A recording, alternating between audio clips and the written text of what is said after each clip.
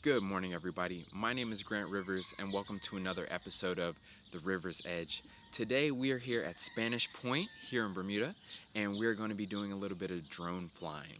A lot of people who actually live on the island spend a lot of time out here just because there are things like shipwrecks. It's also a good place to go camping during cut match and other national holidays. For tourists and people who just don't really know Bermuda, you probably haven't heard of this area, and that's why I wanted to take some time to fly the drone around and let you all check it out. All right, let's get to it. I hope you enjoy the video, and please don't forget to like, comment, and subscribe.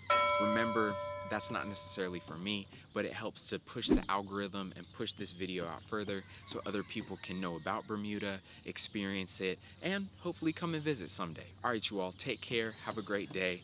I will check you in the next one.